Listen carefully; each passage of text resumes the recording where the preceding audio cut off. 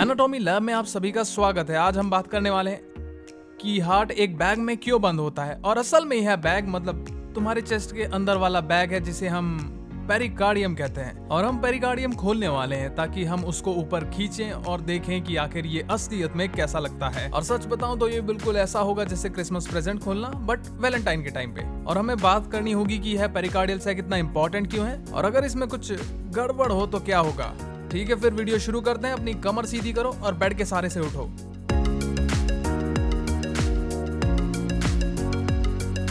तो मुझ पर ये इल्जाम लगा है कि मैं अपने इंट्रोडक्शन में थोड़ा ज्यादा लंबा बोलता हूँ, तो कोई टाइम वेस्ट नहीं करते हैं और सीधा डाइसेक्शन को देखते हैं जो हमारे पास यहाँ है। तुम देख सकते हो यहाँ दोनों साइड एक एक लंग मौजूद है और फिर ये टिश्यू जिस पर मैं अपनी उंगली फेर रहा हूँ, ये वो चीज है जिसके बारे में हम बात कर रहे हैं। यह फाइब्रस पेरिकार्डियम है। स्पॉइलर अलर्ट, इसके अंदर हार्ट होने वाला है, तो क्यों ना इसे छोटे से एनाटॉमिकल गिफ्ट को खोल के देखें। इस घटिया साउंड इफेक्ट के लिए सॉरी यार। और मैं सॉरी तो ऐसे बोल रहा हूँ जैसे मैंने ये पहली बार किया हो, लेकिन मैं हर बार ऐसा ही करता हूँ और मैं एक चलता फिरता डीजे हूँ दोस्तों। तो जैसा कि तुम देख सकते हो, अगर मैं हार्ट को इस बैग से बाहर खींचता हूँ तो तुम देख सकते हो कि ये एक अमेजिंग बैग में बैठा हुआ है जिससे फिर से हम पेरिकार्डियम कहते हैं। अब हमें कुछ डिटेल्स पर बात करनी होगी जो हमें इस पेरिकार्डियम के फंक्शन को समझने में हेल्प करेगी। अब सबसे पहली चीज जो हमें एड्रेस करनी होगी ताकि हम पेरिकार्डियम या पेरिकार्डियल सैक को समझ सके, वो ये है कि ये दो लेयर से बना है और वो दोनों एक दूसरे में फ्यूज हैं। और अगर मैं इसे वापस फोल्ड कर दूं तो इसका बाहरी हिस्सा एक अलग लेयर है और अंदर वाला एक अलग लेयर है और फिर से ये दोनों लेयर फ्यूज होती हैं। यह बाहरी लेयर आउटर पोर्शन जिसे हम फाइब्रस पेरिकार्डियम कहते हैं, यह डेंस इर्रेगुलर कनेक्टिव टिश्यू से बना हुआ होता है जो कि सख्त होता है और हार्ट को प्रोटेक्ट करता है और उसे एक जगह पर रोकता भी है, क्योंकि तुम नहीं चाहोगे कि तुम्हारा दिल कूदता फिरे या फिर वाइब्रेट होता रहे जब वो बीट करता है। अब जो इनर लेयर है ऑब्वियसली उसका नाम अलग होगा और जैसे ही हम इसे फिर से बैक रिफ्लेक्ट करते हैं तुम देख सकते हो कि ये थोड़ी ज्यादा चमकदार टिश्यू है और इसे खींचने पर जो हिस्सा आता है वो है सिरस पेरिकार्डियम, क्योंकि ये एक सिरस मेम्ब्रेन से बना होता है जो एक बहुत ही इंपॉर्टेंट चीज को सिक्रीट करता है जिसे हम सिरस फ्लूइड कहते हैं। हाँ, मैंने सिरस बहुत बार कहा, लेकिन यह सिरस फ्लूइड एक ऑयली फ्लूइड होता है जो यहाँ इस स्पेस में मौजूद रहता है और यह आउटर सैक के पोर्शन और हार्ट की लाइनिंग के बीच फ्रिक्शन कम करने में मदद करता है। जैसे जब तुम रनिंग कर रहे हो, एक्सरसाइज कर रहे हो, हार्ट रेट बढ़ रहा होता है, तब ये फ्रिक्शन कम करने में हेल्प करता है और हार्ट और सराउंडिंग टिश्यू के बीच प्रॉब्लम नहीं होने देता है। अब इससे पहले कि हम उन प्रॉब्लम्स पर जाएं जो पेरिकार्डियम में हो सकती हैं, हमें सिरस पेरिकार्डियम पर थोड़ा और बात करनी होगी, क्योंकि एनाटॉमिक्स को चीजों का नाम रखने का बहुत शौक होता है और ऐसा जरूरी होता है ताकि वो अलग अलग लेयर में फर्क कर सके।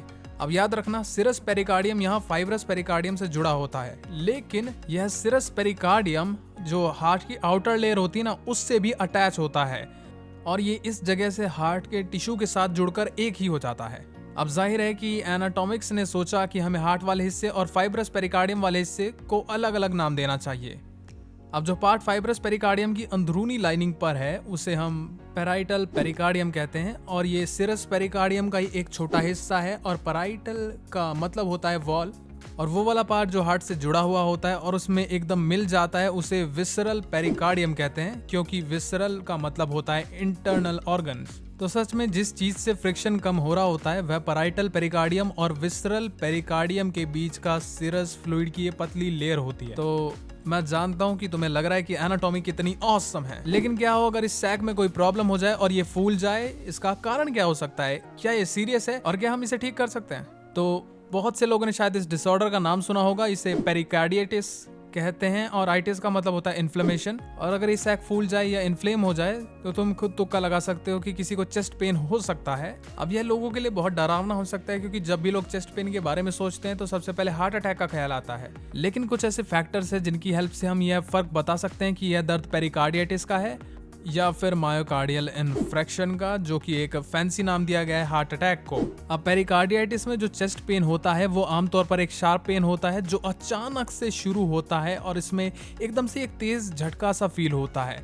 और क्योंकि पेरिकार्डियल टिश्यू इन्फ्लेम हो जाता है तो यह दर्द एक यूनिक तरीके से बिहेव करता है। मतलब जब लोग बैठते हैं और आगे की तरफ झुकते हैं तो दर्द कम हो जाता है और हमने इसको एक और नाम भी दिया है जो कि है प्लूरिटिक। अब आखिर इस प्लूरिटिक का मतलब क्या है? प्लूरिटिक चेस्ट पेन वो चेस्ट पेन होता है जो कफ करने या फिर गहरी सांसें लेने या स्पेशली अंदर सांस लेने से थोड़ी तबीयत ज़्यादा खराब हो जाती है और इस वजह से बाकी चेस्ट पेन से अलग होता है।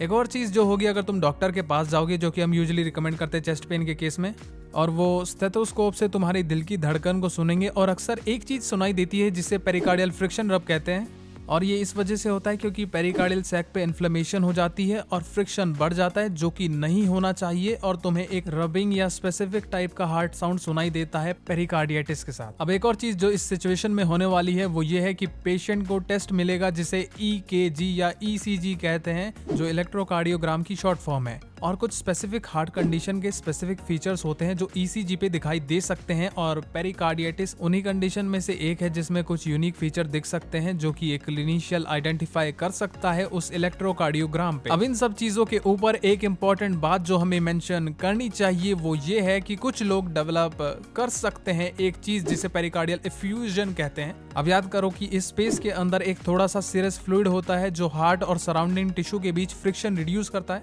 लेकिन पेरिकार्डियल इफ्यूजन तब होता है जब ये फ्लूइड ज्यादा बिल्डअप होने लगता है इस स्पेस में, और ये माइल्ड अमाउंट से लेकर लार्ज अमाउंट तक जा सकता है, जो ऑब्वियसली ज्यादा सीरियस हो जाएगा। तो पेरिकार्डिटिस कितना सीरियस होता है?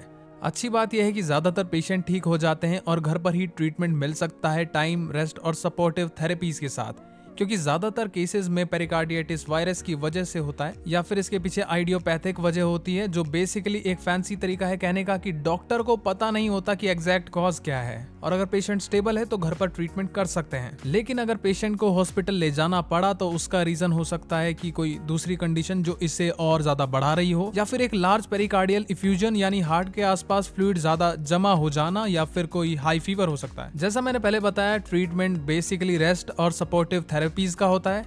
स्पेसिफिकली ये supportive therapies usually anti inflammatories होती हैं, जैसे NSAIDs यानी non steroid anti inflammatory drugs, जैसे आइब्यूप्रोफेन या LE जिसे नेप्रोफेक्स भी कहते हैं, ये सब इसी कैटेगरी में आते हैं। लेकिन कुछ पेशेंट NSAIDs झेल नहीं पाते, तो ऐसे केस में उनको प्रेडनियोस दिया जाता है, जो कि एक स्टेरॉइडल एंटी इन्फ्लेमेटरी ड्रग है। लेकिन नॉर्मली इन दोनों ड्रग में से कोई एक दिया जाता है एक और ड्रग के साथ, जिसे कोलचिसिन कहते हैं। आमतौर पर कोलचिसिन गाउट नाम के एक बीमारी को ट्रीट करने के लिए यूज किया जाता है, लेकिन ये पेरिकार्डिटिस के ट्रीटमेंट के लिए भी यूज हो सकता है।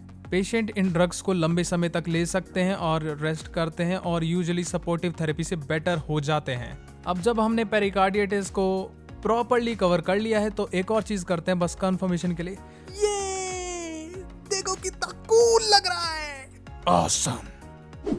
आज मेरे साथ पेरिकार्डियल सैक के टूर पर चलने के लिए धन्यवाद। साथ ही उन सभी लोगों का भी शुक्रिया जिन्होंने अपनी बॉडी साइंस और एजुकेशन के लिए डोनेट की। बिना उनके इस एनाटॉमिकल गिफ्ट के ये एजुकेशन पॉसिबल नहीं होती। इन्होंने कई लोगों के मल्टीपल हेल्थ केयर प्रोफेशन में जाने के रास्ते खोले हैं, जिससे ज्यादा से ज्यादा लिविंग पेशेंट की हेल्प होती है। तो थैंक यू उन सभी का। प्लीज लाइक शेयर सब्सक्राइब कर दो, बेल आइकन भी बजा दो। हमारी अगली वीडियो आएगी तो तुम्हें पहले ही पता चल जाएगा। और कुछ भी समझ नहीं आया या फिर और बेहतर तरीके से मुझसे समझना है तो नीचे कमेंट करो, मैं जरूर रिप्लाई करूंगा। तो अपने दिल का ख्याल रखना, क्योंकि वैलेंटाइन वीक आ रहा है, कहीं वो भटक ना जाए। Good bye.